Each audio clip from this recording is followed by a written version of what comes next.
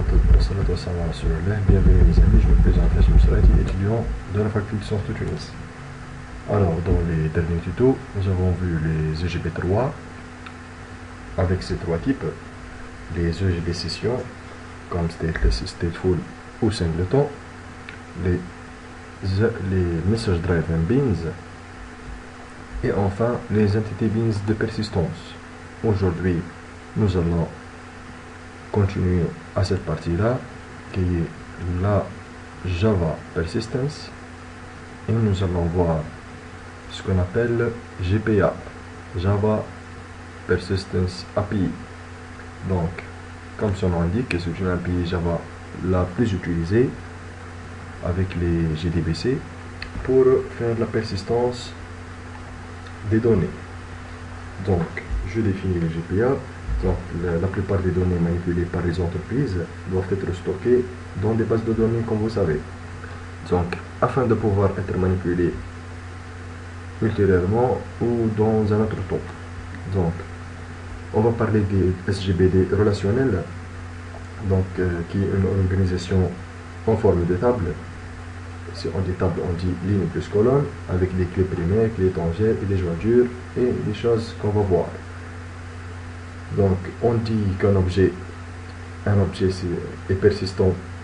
Donc, on dit persistance, c'est là, si cet objet-là est capable d'être stocké dans un état afin d'être réutilisé ultérieurement. Donc, vous pouvez voir sur mon blog hashimidev.blogspot.com dans une formation Java, j'ai parlé des JDBC. Donc, ce sont les Java Database Connectivity, c'est l'API standard pour accéder aux bases de données relationnelles en Java. Donc, j'ai fait une formation complète sur ça. Et aujourd'hui, nous allons parler de ce qu'on appelle ORM, c'est-à-dire l'Object Relational Mapping. Donc, le principe général du ORM consiste à déléguer l'accès au BD relationnel à des frameworks qui vont générer des choses pour faciliter notre travail. Donc, nous allons aujourd'hui parler des GPA comme j'ai dit. Comme nous avons vu les JDBC et les Entity Beans dans EGB3, aujourd'hui nous allons voir une autre composante de persistance, ce sont les Java Persistence API.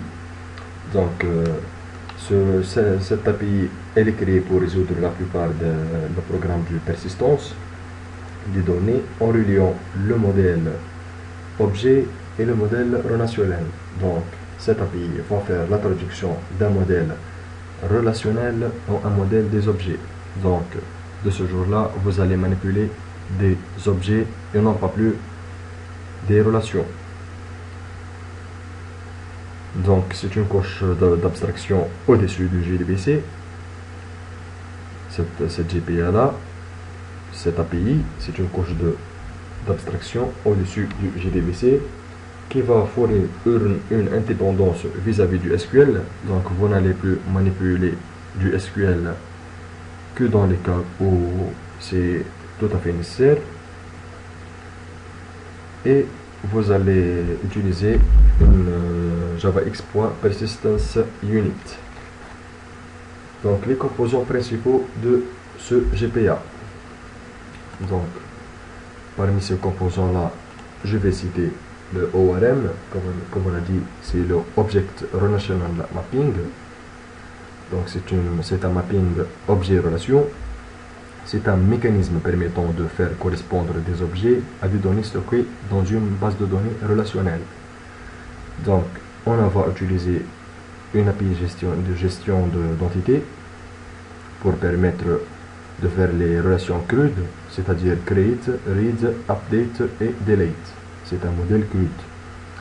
Nous allons voir aussi le GPQL, Java Persistence Query Language. Donc, c'est un langage qui permet, comme le SQL, c'est un langage de manipulation de bases de données. Donc, le GPQL, c'est un langage de Java Persistance. Et nous allons voir enfin le JTA, c'est le Java Transaction API. Donc comment manipuler les transactions. Donc pour faire tout cela, ben, je commence avec une petite chose. Ben, je vais vous montrer un autre environnement aujourd'hui, c'est le MySQL Workbench. Donc c'est un produit Oracle, le plus utilisé dans les grandes sociétés. Donc je vous conseille que vous devenez familier avec ce produit là. Donc c'est un serveur, un moteur de base de données et un éditeur de SQL, un éditeur de table de données, éditeur de SQL, et avec lui on fait le management des connexions. Donc c'est un serveur d'instance, il fait l'import et l'export, donc il est tout à fait complet. Comment travailler avec ça? Donc pour le télécharger, visitez le site MySQL Workbench. La dernière version, c'est celle que j'ai, c'est le 5.2. donc pour la télécharger, il suffit d'appuyer sur Download Now. Ici vous allez trouver une fiche de produit PDF, des tutos une documentation très détaillée ici. Donc il vous fait la conception de base de données visuelles, des captures d'écran. Donc c'est une chose très utilisée comme je vous ai dit. Donc s'il vous plaît, veuillez être familier avec ce produit là. Donc enfin du téléchargement, donc c'est très simple, il suffit de download et d'attendre comme tout logiciel. Donc vous avez une interface comme ça. Donc on commence par la création d'un connection pour faire le query. Donc pour faire cela, cliquez sur Open Connection to start querying. Moi je vais utiliser localhost, donc vous tapez le localhost. Un standard de connexion, communication, vous utilisez des sockets ou moi je vais utiliser le modèle le TCP/IP. Donc vous mettez ici votre localhost, donc c'est l'adresse 127.0.0.1 avec un port par défaut de connexion TCP/IP qui est le 3306, un username root, un password que vous pouvez indiquer. Donc les états avancés pour faire votre encodage et l'utilisation du SSL pour les encryptions, des choses comme ça. Donc puis vous appuyez sur OK. Donc après OK, vous allez aussi, comme j'ai ici, une connexion que vous allez utiliser. Donc j'ai ici cette connexion là, je double-clique ici.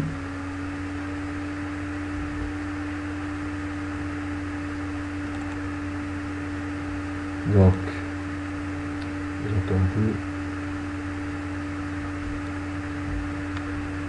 Donc c'est très intéressant de connaître ce logiciel, cet éditeur là. Donc ici vous avez des bases de données que j'ai créées. Pour créer une, vous pouvez aller sur Query Database ou tout simplement créer un nouveau schéma ici. Donc j'ai créé ce schéma, j'ai ici une base de données créée. Je vais mettre en place une base de données que je vais utiliser dans mon cours concernant le GPA. Donc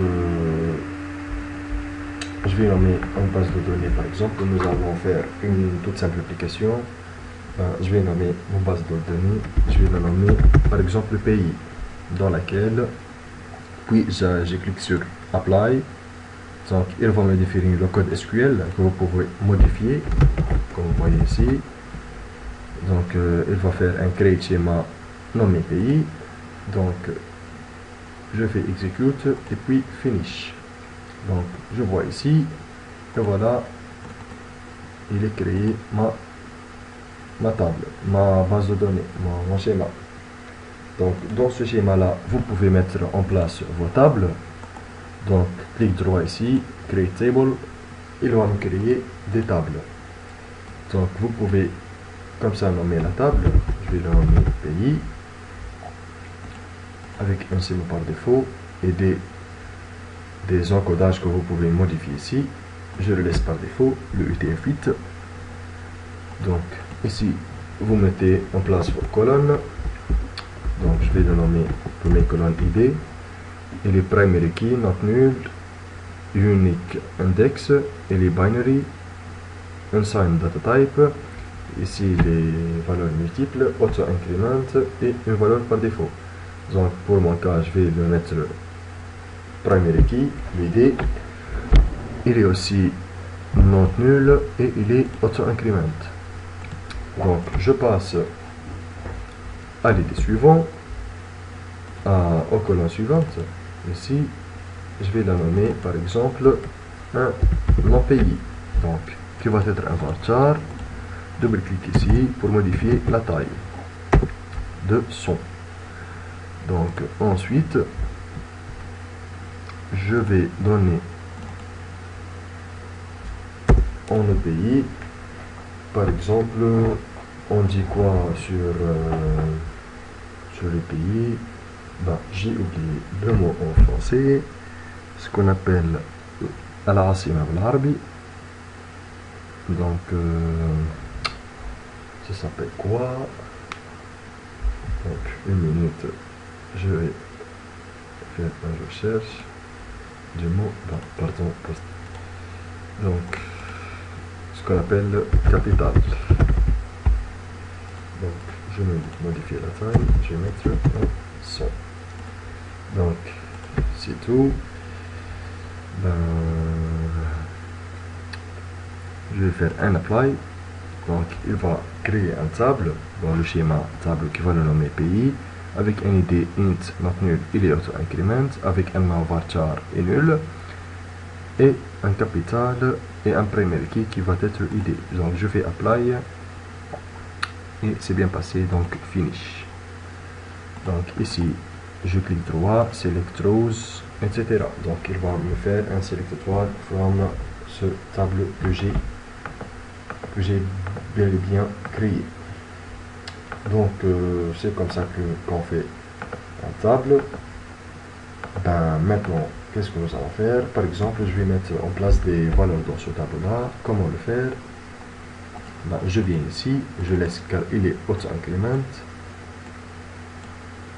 Par exemple, je mets le nom du pays qui va être Tunisie. Tunisie, avec le capital Tunis. Ensuite, je vais choisir une. Par exemple, je vais choisir France avec le capital Paris, etc. Donc, juste pour tester les variables.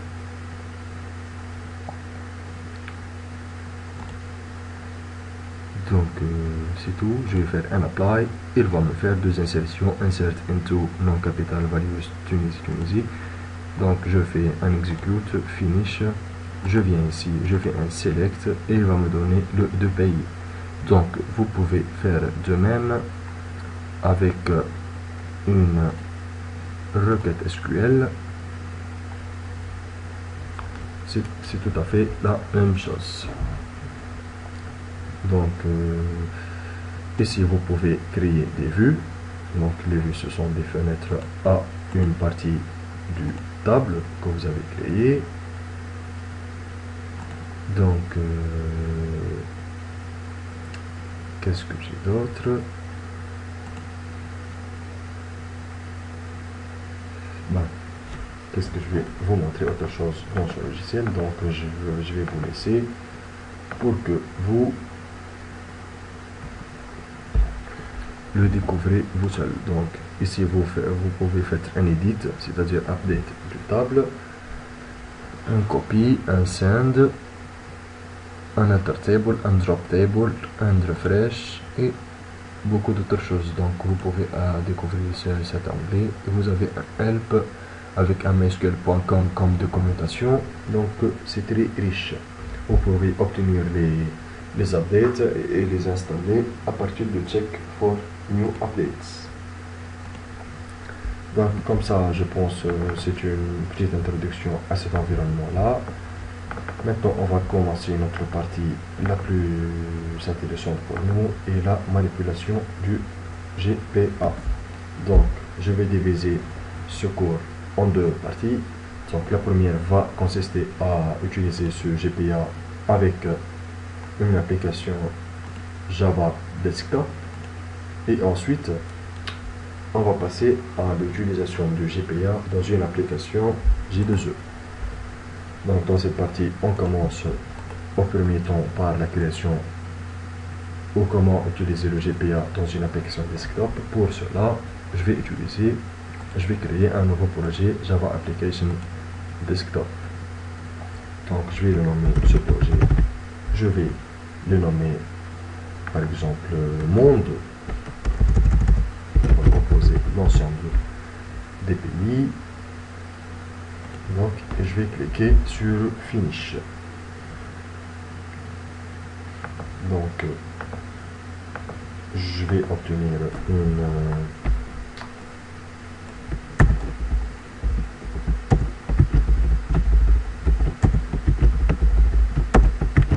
application, une classe nommée monde avec un nom. Donc par exemple, je vais tester si ce nom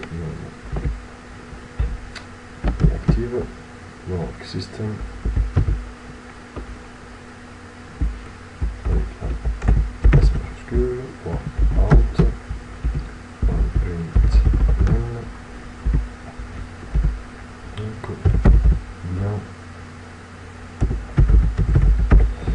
bienvenue. Donc je viens ici, je vais faire un raw file.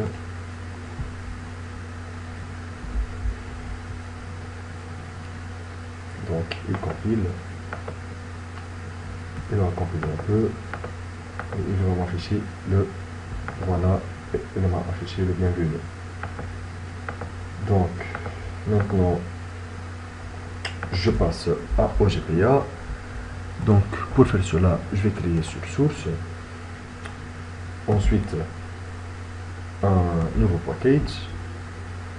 Donc ce package là, je vais le nommer int pour entity, dans lequel je vais stocker mon entité. Donc ensuite, qu'est-ce que je vais faire? Je vais apporter l'entité que j'ai créée. Donc pour résumer le modèle ou le mécanisme ORM, donc nous avons dit que chaque entité ici dans notre base de données que j'ai créée, donc le pays va être un objet. Donc le nom, le capital vont être des champs d'un objet que nous allons les manipuler. Donc nous n'allons plus parler de ce qu'on appelle un base de données ou un table ou un champ. Non, pas du tout. Nous allons manipuler des objets comme toute classe Java. Donc vous pouvez en pratique remarquer ça vous seul. Donc pour faire cela, le NetBeans comme IDE va générer la partie la plus importante. Donc clic droit ici, new, et on fait entity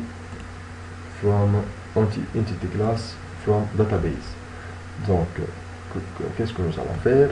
Donc je vais vous montrer comment faire ça. Other. Ensuite je vais chercher le persistance ici, et ensuite entity class from database. Ou si vous voulez créer votre classe vous-même, vous faire un entity class. Donc pour faciliter le travail, je vais faire un entity class from database. And next, et ici il vous demande la database connection, donc où se trouve votre database. Donc vous allez faire un new database connection, à indiquer le driver qui est MySQL. Donc je vais faire un next. Donc vous allez utiliser un driver name qui est le MySQL connector GDriver. Le port doit être le même port qu'ici. Donc Donc je viens, donc c'est comme ça. Donc le port doit être comme le host va être localhost, c'est-à-dire l'adresse 127.0.0.1. Le port doit être 3306, le port TCP par défaut, c'est celui-là. Le database, donc je laisse, donc le username doit être ce même username, et le password vous allez à modifier. Donc moi j'ai un password et vous pouvez la laisser seule. Donc vous pouvez, avec install vault, vous pouvez mettre en place votre password. Donc je viens sur mon éditeur. Donc ici vous avez indiqué le database name. Donc ma base de données ou mon schéma, il est nommé, donc j'ai nommé pays. Donc je viens ici, je vais mettre le même nom. Attention aux fautes orthographiques. Donc le password, vous allez à l'entrée.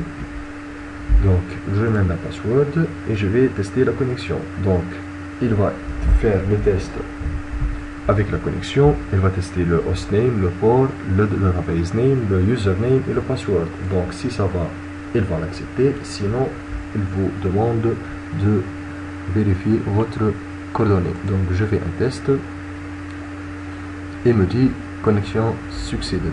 Donc si je mets un row, je fais un test connection, il me dit que l'accès est undenied.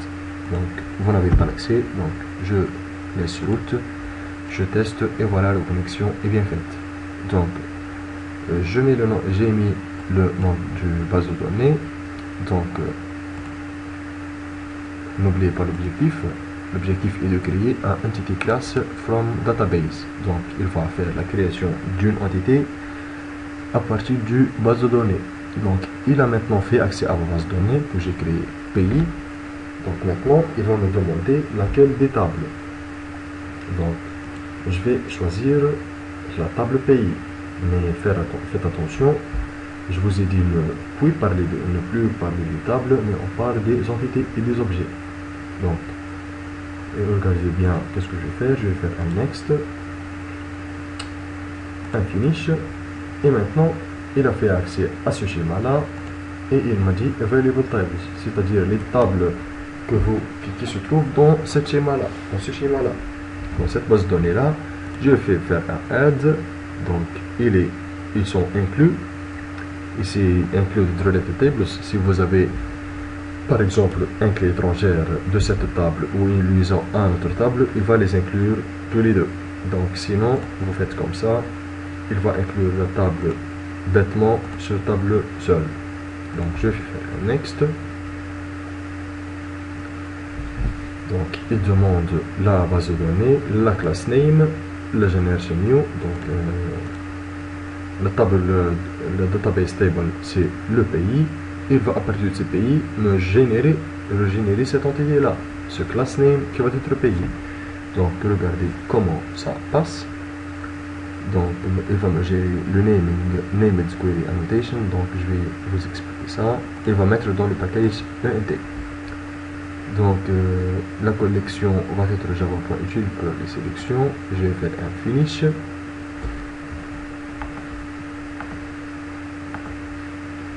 Regardez bien qu'est-ce qu'il va me générer. Donc je viens ici vers mon ENT, double-clic, il m'a généré une classe qui est la nommée pays. Donc regardez bien qu'est-ce qu'il fait. Il fait un alt entity, c'est-à-dire comme nous avons vu avec les UGB, on met un alt entity. Donc dans le cas d'un EGB de persistance. De même, il me met cette classe avant le nom de la classe qui est la nommée pays. Et il a mis le add entity pour me indiquer que c'est une entité. Donc c'est une entité qui accepte la persistance. De même, il a met un alt table, c'est-à-dire cette unité-là va être traduite en un table équivalent à cette classe-là. Donc, XML Payment, il m'a généré le named queries, donc c'est du GPQL, donc nous avons dit le GPQL c'est Java Persistence Query Language, donc c'était équivalent à MySQL, donc le SQL joue avec les bases de données et les schémas et les tables et les colonnes et les champs, mais nous on joue avec les entités, les objets et les propriétés des objets. Donc par exemple, il fait un pays.findAll, ce pays.findAll il est équivalent en SQL à select p from pays, c'est-à-dire à select étoile from pays.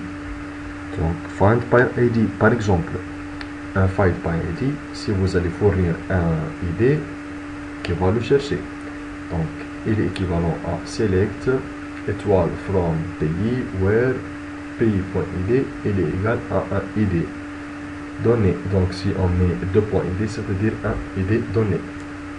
Donc find by nom, find by capital, donc il va générer tout ça.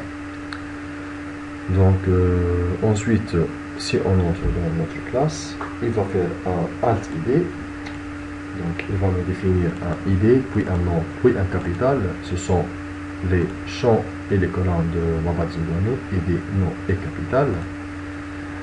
Donc il va me faire un id pour cette id là. Donc vous pouvez changer le generation type. Donc comment on peut faire auto pour auto increment, identity pour identification, c'est que séquence ou certains tableaux. Donc moi je vais le mettre en auto pour qu'il soit auto increment. Quand vous pouvez lui laisser l'identité. Donc ensuite il va me faire un colonne id et l'équivalent de cet entier id. Le nom colonne nom est équivalent à un champ. Donc il va faire une équivalence entre chaque colonne dans la base de données traductionnelle que nous avons fait, que nous avons déjà créé, avec un champ d'un objet, propriété d'un objet. Donc ensuite, enfin, il va générer les setters et les getters avec des méthodes overrided comme le alt string ou toString ou des choses comme ça. Donc je pense que vous avez bien compris la chose qui est passée avec cette génération.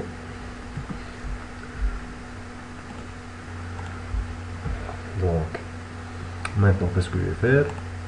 Je vais créer un nouveau package que j'ai nommé un CTRL control. Donc dans ce CTRL maintenant, qu'est-ce que je vais faire? Je vais commencer à manipuler cette classe là, cette entité là. Donc je vais faire un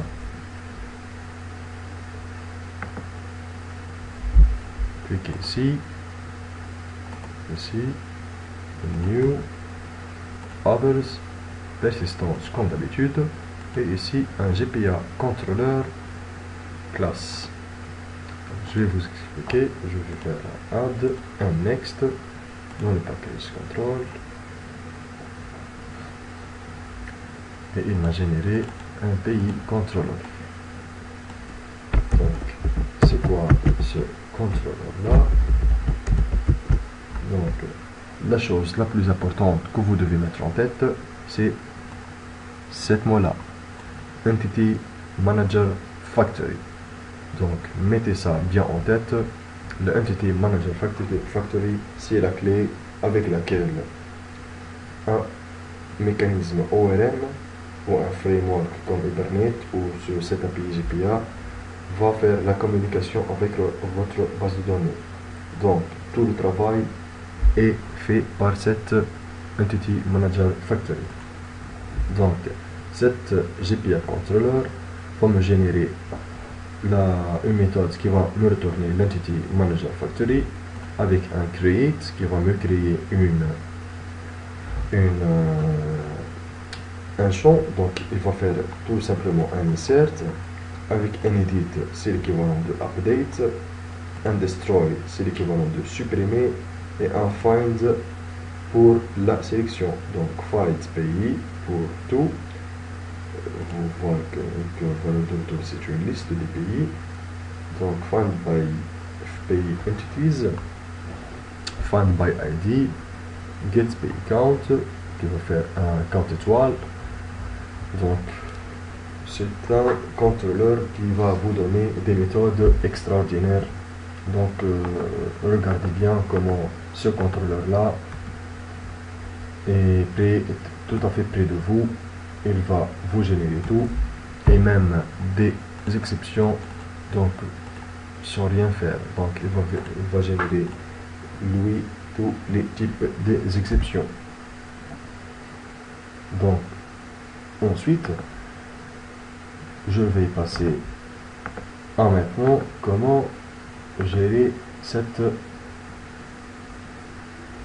GPA. Donc maintenant tout est prêt. On va commencer normalement à manipuler notre base de données. Donc pour faire cela, je vais faire un nouveau package et le nommer comme. Donc dans ce package là, je vais commencer à la manipulation. Pour faire cela, je vais créer une classe database manager. Donc c'est une simple classe Java. Je le mets DBM. Donc dans cette classe Java, je vais prendre en compte les. Donc comme je vous ai dit, j'ai besoin de quelques champs, donc je dois les récupérer. Comme ce Entity Factory Manager.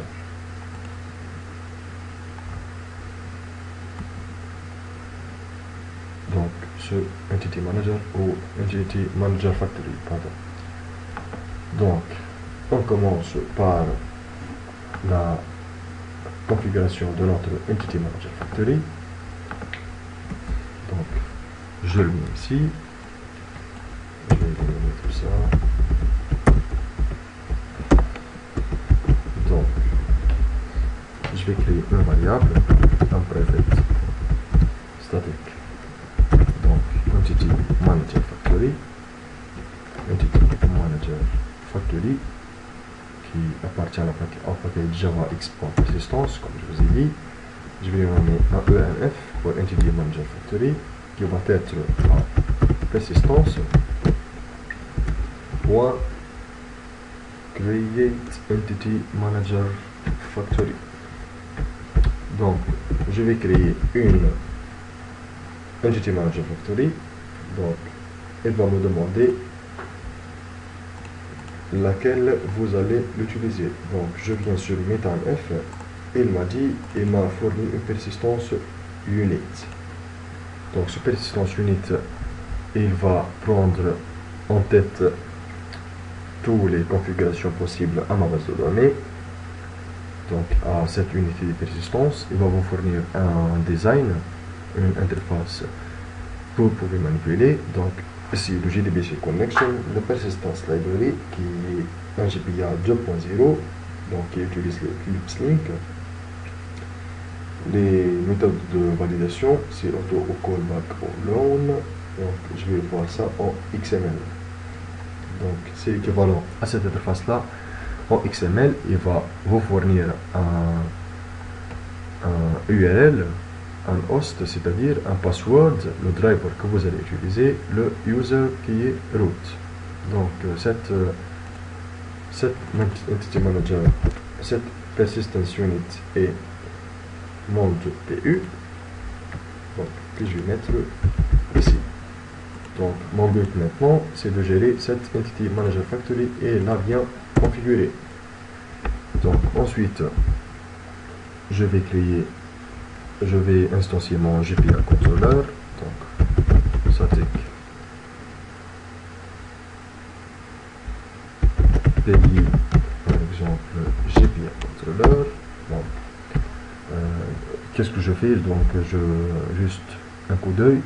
Donc le NetBeans vous a géré des choses. Donc comme le GPA controller ou l'unité de persistance et l'entity manager factory.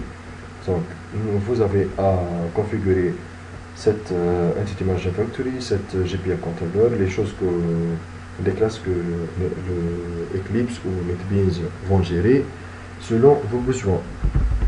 Donc, je vais le nommer pays GPA controller qui va être égal à un new pays GPA controller qui va prendre comme paramètre ce ENF. Donc, pays GPA controller, je reviens ici. Le pays GPA controller, ce constructeur d'initialisation, celui-là, va prendre un Entity Manager Factory. Il va vous la rendre. Donc, 10 points. Comme j'ai fait ici, il va prendre un Entity Manager Factory ENF. Il va faire l'instanciation avec. Donc, ensuite, je vais configurer mon Entity Manager. Donc, private statique Entity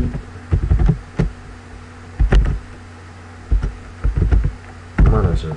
Donc, j'ai fait l'Entity Manager Factory. Maintenant, je fais le Entity Manager et j'ai besoin d'un import.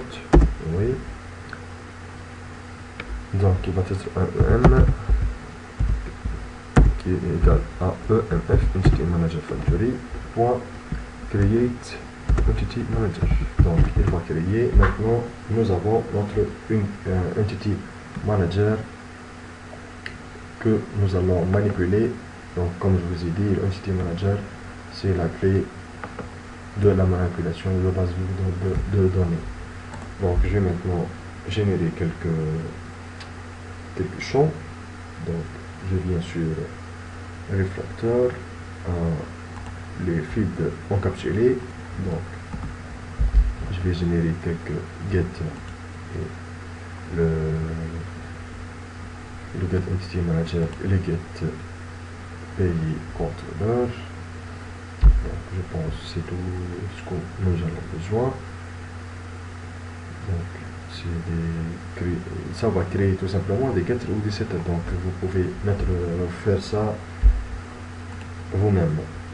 Donc, voilà, il va générer les 2 getters que j'en ai besoin. Donc, maintenant, tout est prêt pour s'exécuter. Donc, pour faire cela, je reviens au GNU main, donc ce monde-là, qui va prendre le main. Donc, je reviens à notre main. Donc, maintenant, je vais créer tout simplement une première méthode qui va faire la création d'un champ dans votre table. Donc, nous allons utiliser la méthode create. Donc, je vais le nommer créer, par exemple. Donc,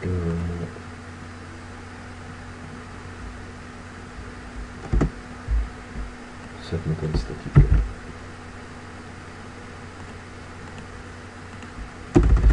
Donc, je viens ici, je vais développer cette méthode-là. Donc, j'ai mis cette méthode-là. Et maintenant, je commence par la manipulation d'une création. Donc, comment créer un champ dans notre base de données. Donc, je vais vous donner le principe de la création. Donc, que vous allez utiliser maintenant, si vous avez bien compris comment faire l'installation et la configuration des classes que nous allons faire. Donc, c'est très simple maintenant de gérer votre base de données et votre objet. Donc, tout simplement, je vais faire qu'est-ce que je vais appeler un pays. Ce pays-là va être cette unité-là. Donc, je vais l'instancier. Donc, je suis où? Donc, le monde. Donc, je vais faire un pays, par exemple, je vais nommer pays, qui va être un new pays. tout simplement, comme toute autre classe. Donc, new pays. Maintenant, regardez, je vais faire un pays point 7 et il va me dire cette idée ou cette nom ou cette capitale. Donc, ça devient très simple. Par exemple, je vais faire le pays point 7.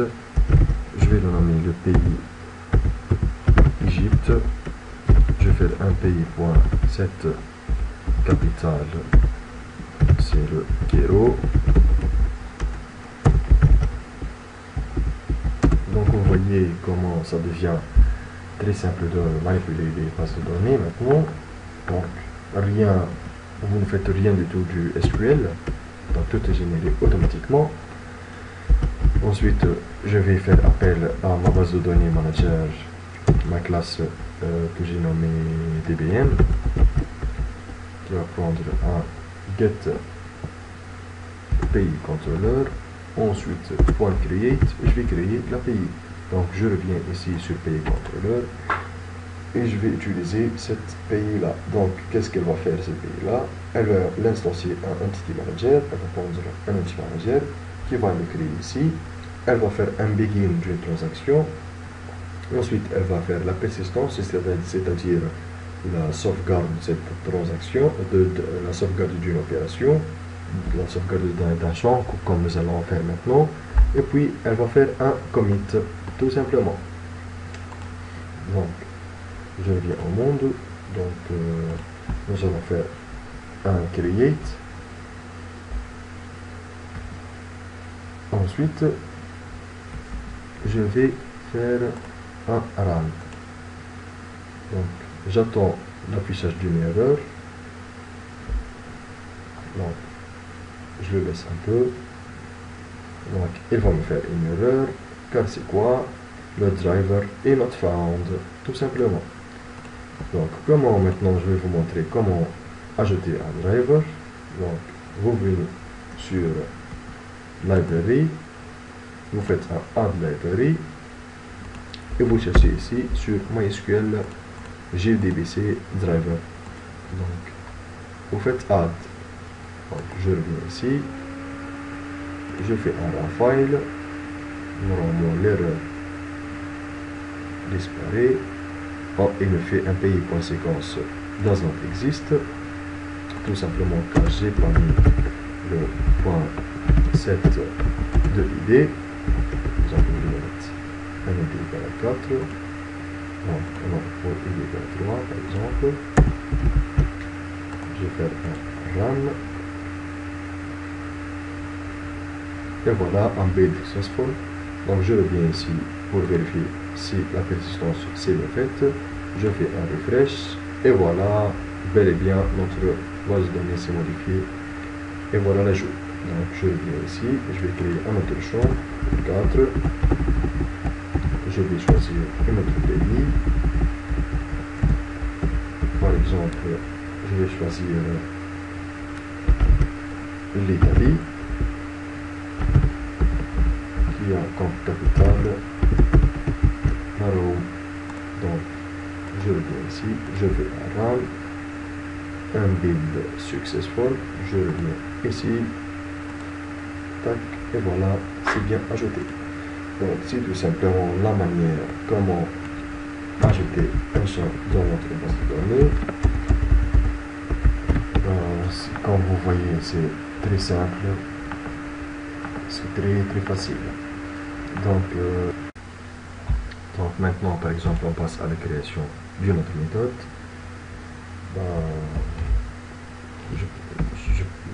Par exemple, on va me faire un select. Donc, je vais cliquer, créer ici, je vais le nommer select, par exemple.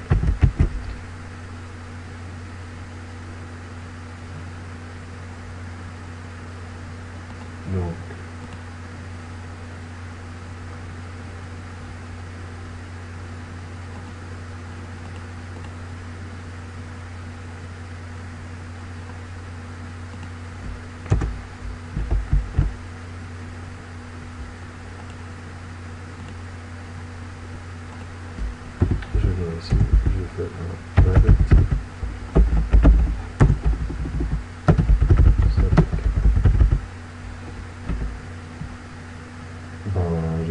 select, donc le type de retour n'est plus un void.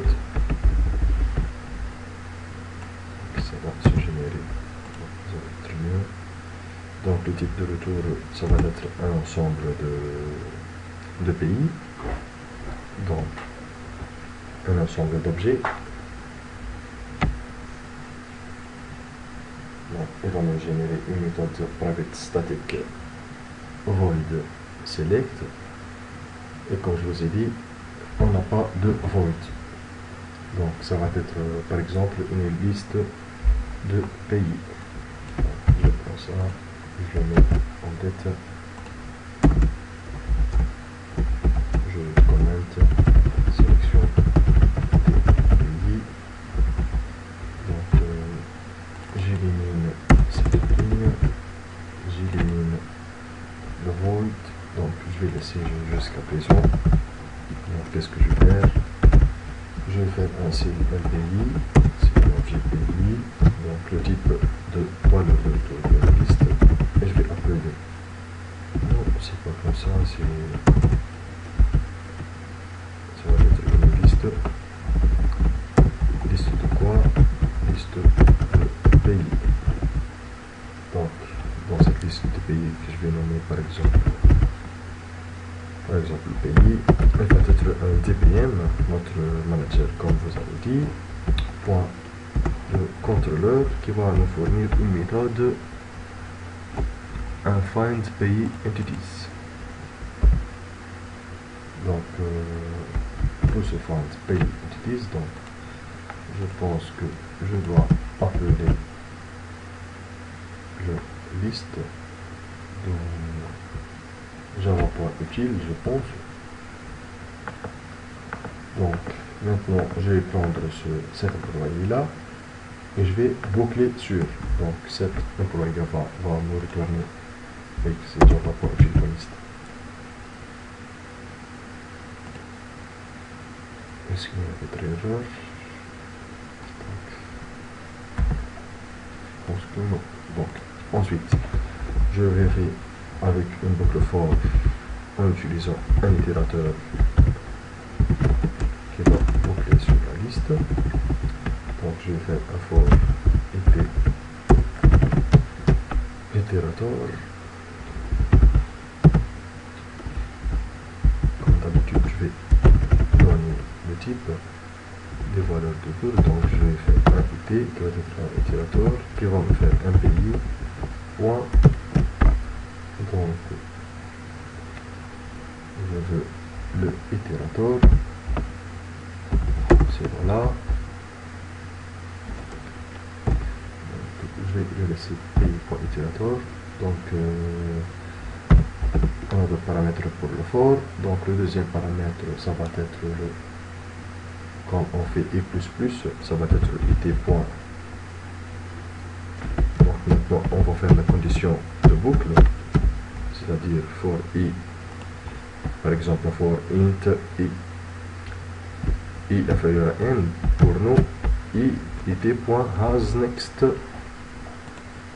next value, c'est-à-dire notre itérateur contient has next, contient des éléments encore. Donc on va faire le i++, donc on va laisser le condition d'incrémentation vide, car si cet itérateur retourne n'a pas de next, il va sortir, donc il va nous retourner le dernier élément.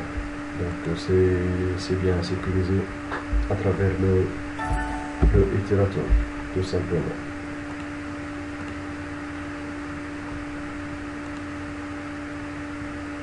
Donc je continue avec ici. On a un objet pays, donc de retour, je vais nommer pays, qui va être un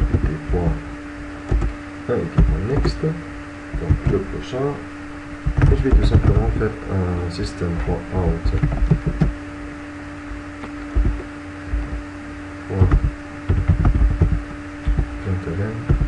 des valeurs.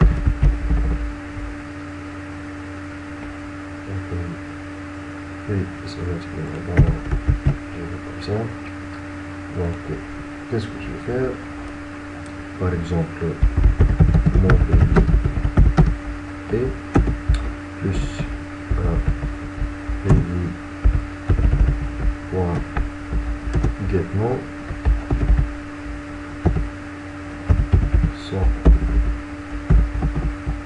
ou sa capitale, bon, je sais pas. Sa capitale est un pays point. C'est quoi ça? Donc, je veux cette valeur de retour là. Donc, je vais faire un RAM. Donc, avant ça, je viens sur ma mail. Je vais virer ce qui est là. Donc, il ne va pas me faire une autre fois le courrier. Donc, je reviens au monde. Donc, ce sont quoi les lignes que j'ai? J'ai 4 lignes, donc j'attends 4 phrases, 4 système.out.println. Je suis où? Je suis ici. Donc, je fais un RAM file. Donc, il va compiler.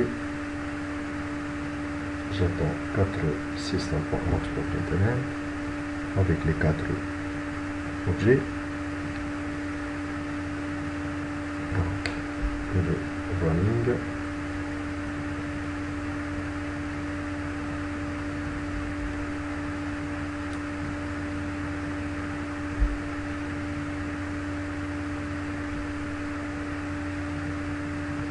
Bon, qu'est-ce que j'ai? Pourquoi il prend?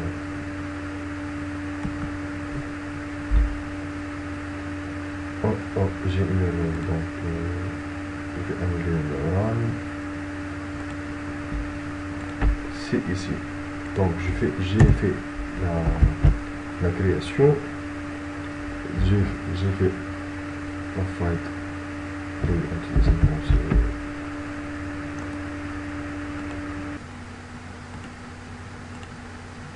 j'ai un problème dans mon serveur Glassfish. Et le ID, ça va être 5. Donc je viens ici, je vais faire un RAM.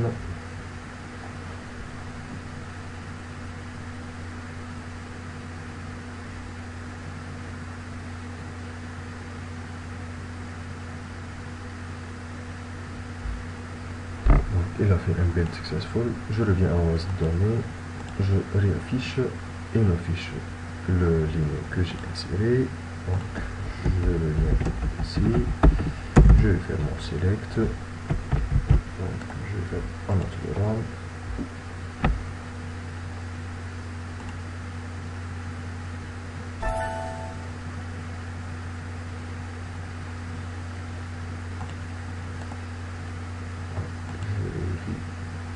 Serveur Glassfish.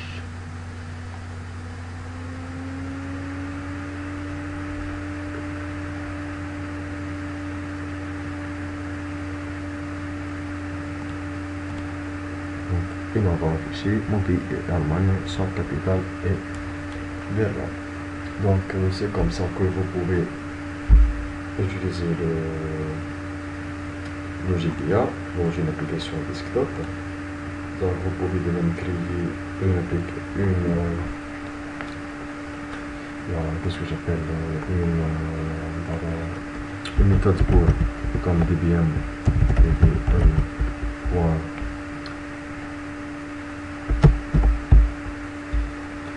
DBM ici .get entity manager.